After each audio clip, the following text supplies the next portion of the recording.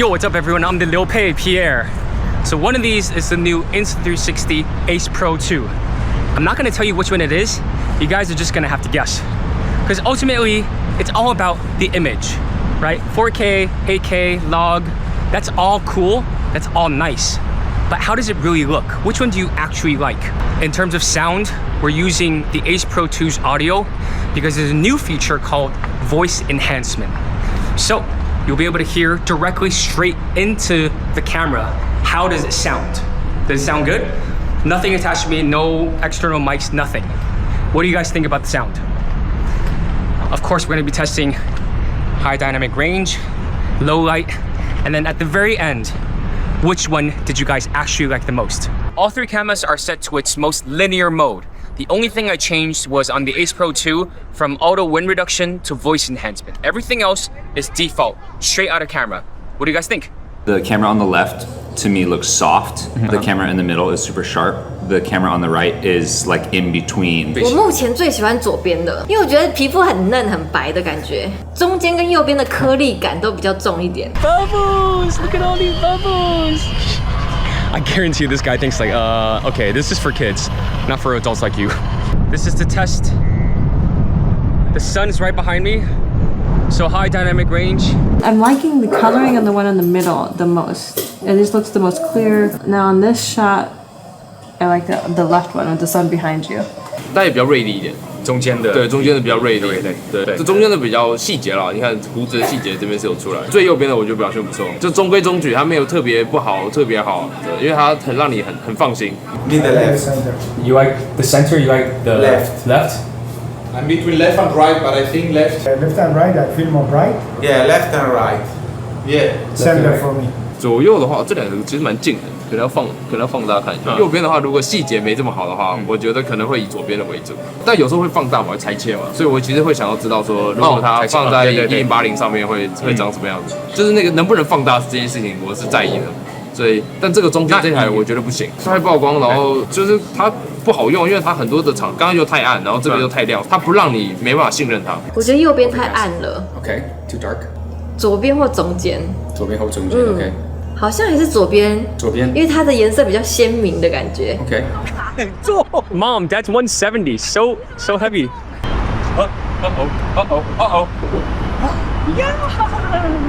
This one looks quite a bit darker. It's the middle and the left. Middle and the left for Overcast. So it's Overcast. Yeah, I like these. The left and the center. Right looks a little bit dark. Here's a great example of whatever these cameras are doing. This one, the sky is blown out. Detail in the sky, detail in the sky.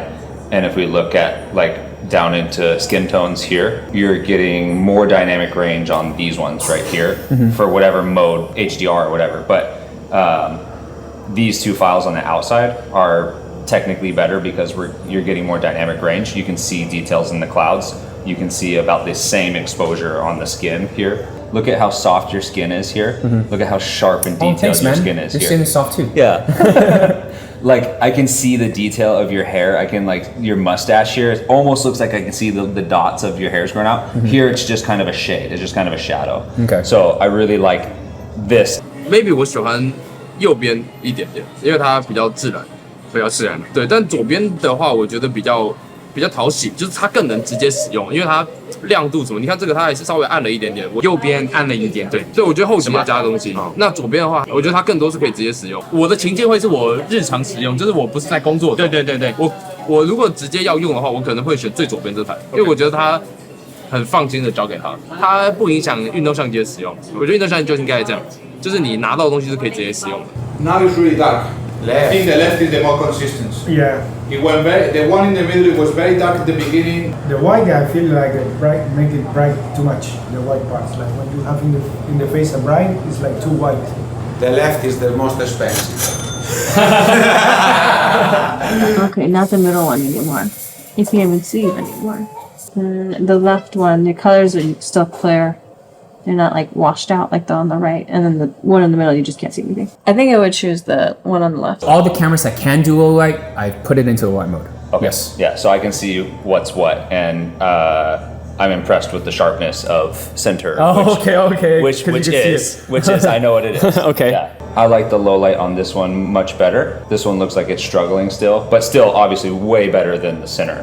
Center camera. Center camera is like unusable in this scenario. Whereas this, like if you were filming a story with this, like I still see who you are, what you're doing, obviously can hear you, can see you, and that's like the most important. Can you see me? Can you hear me? Like that's really important. And these two are way outshining. It's not even close. 我当然觉得左边比较好，但如果颜色来讲，右边的现在脸的颜色比较好，所以比较喜欢右边的颜色，但比较喜欢左边的整体都比较好，它完胜，它没有一些奇怪的东西，中间已经看不到。如果是我的话，我还是选左边。左边 ，OK。Can you guys guess ready? Is it obvious? The camera in the middle is the GoPro Hero 13. The camera on the right is the Osmo Action 5.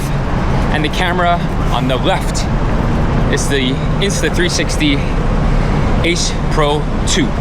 So what did you guys think? Which one did you guys actually like the most? Did you guys choose the Ace Pro 2? Or did you guys choose the Action 5? Thanks to my friends for sharing your thoughts. Now, before I start, I do need to mention that I have a financial relationship with Insta360. So this is more of an enthusiastic overview rather than an actual review. And I know what you're thinking. Yes, that's a strawberry. So let's take a look at what's in the box. This is the dual battery bundle version.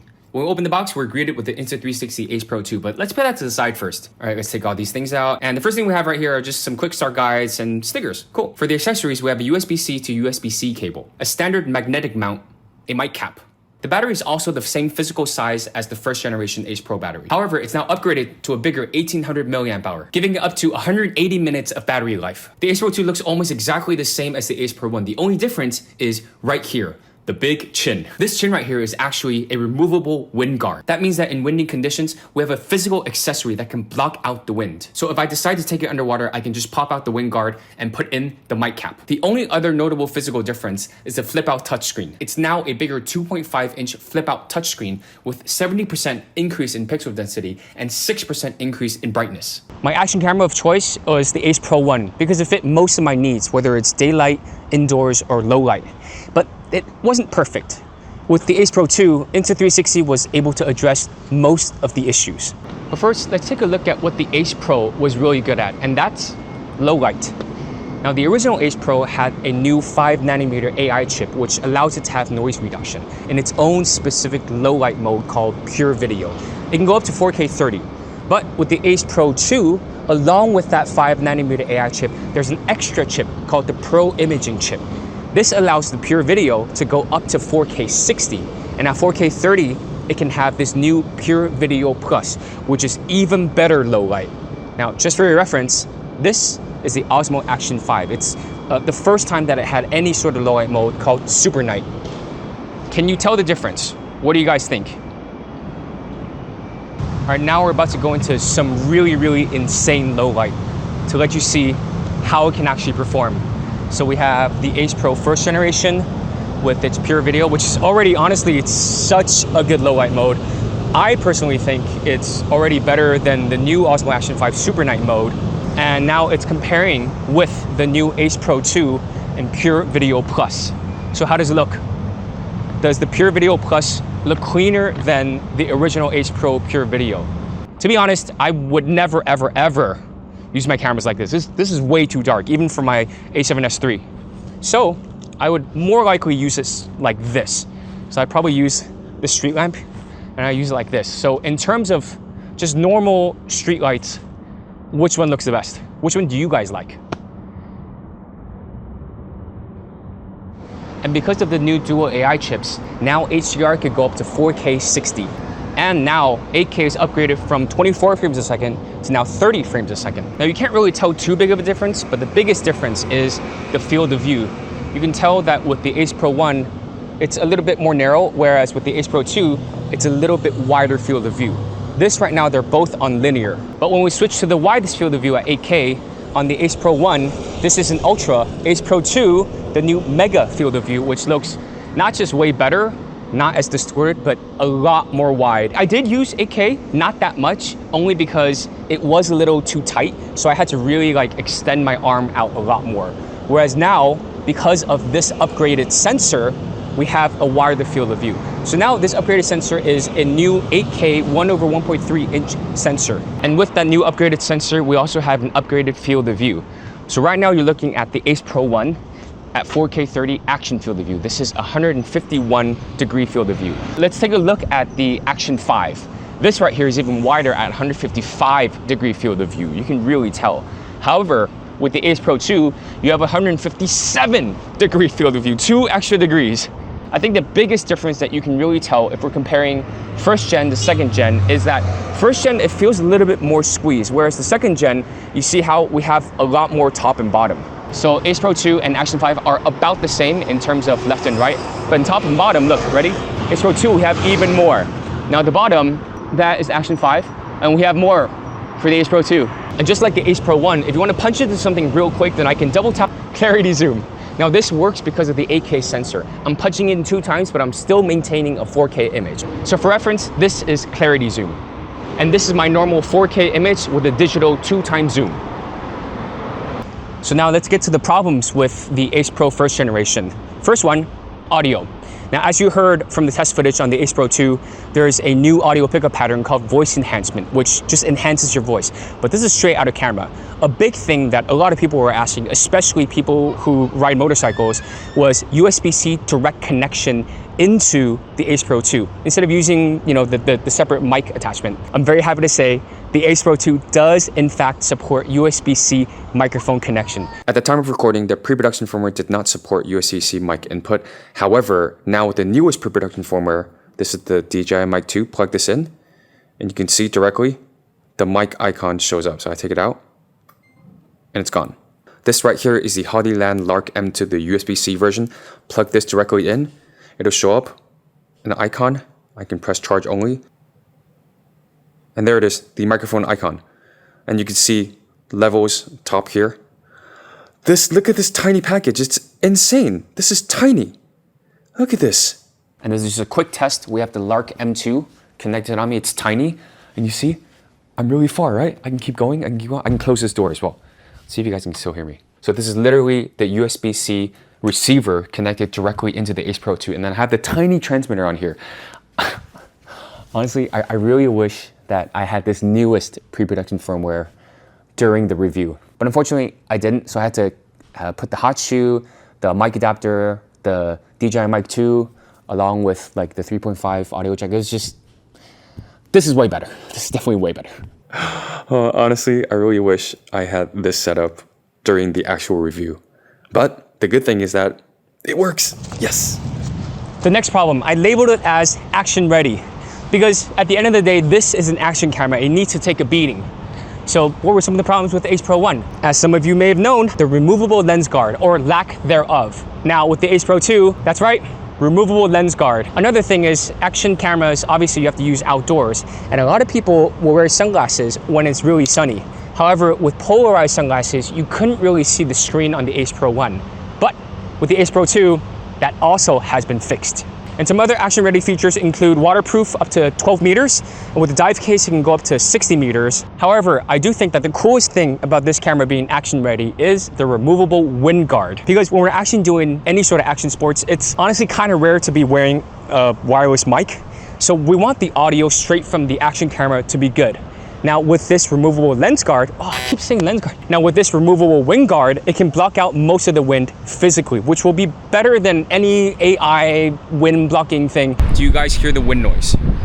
How's it sound? Good? Do you guys hear the wind noise? How's it sound? Good? Do you guys hear the wind noise? How's it sound? Good? A thing to note though, the removable wind guard is not waterproof. However, it does come with a separate mic cap. So if you do decide to use it underwater, then you just pop this off and put that mic cap on. Next problem with the Ace Pro first generation really affected me, and I would categorize this as vlogging. Now, what I mean by this is the focus distance. If you've used the Ace Pro 1 or you've seen any review online, then you know that a lot of people have talked about the focusing distance being too far back. So I'm gonna stand in the exact same spot and you can compare. This is the Ace Pro 1 and this is the Ace Pro 2. We are both at 4K 30 with HDR on, and I've turned the sharpness down to low. So you'll be able to see which one is more in focus. Now I'm gonna get closer. So this is the Ace Pro 2. Am I more in focus? Ace Pro 1. How does it look? This is now at arm's length. Can you tell that the Ace Pro 2 has a closer focusing distance? Now this is what they told me. I haven't really tested it out yet, so this will be also the first time that I'm seeing this. I'll get closer. How's this look? Again, sharpness is at low. Another problem with the Ace Pro 1 was the color. There was no 10-bit and no log. So what you're looking at, the most that I could do was flat profile. So this is flat profile, and then once a little bit color corrected, this is what you get. Now with the Ace Pro 2, although there's no 10-bit still, there is a new log profile called iLog. So what you're looking at right now, this is straight up log. This is super, super, super flat. And now once color corrected, this is what it looks like. Just for reference, this right here is the Osmo Action 5. I put noise reduction as well as texture down to -2. And this is at D-Log M, 10-bit. Insta360 will also have its own iLog LUT. So once you put that on, it should be able to revert that to Rec 709. So in terms of color grading, I'm actually interested in how much we can actually push the colors. Because technically 10 bits should be able to push the colors more. However, with this iLog being so flat, I wonder if this can actually push it to where I'd say 90% of users can be able to use it. In terms of pricing, we have the standard and the double battery pack right here. I personally would choose the double battery pack because it's only a little bit more expensive, but you get an extra battery. If you do decide to purchase, make sure you use my affiliate link below because it helps out the channel. So what do you guys think? Do you think the Ace Pro 2 is worth the upgrade? Or was there something else Insta360 was missing that you were hoping would come to the Ace Pro 2? Leave a comment. All right. 你最棒.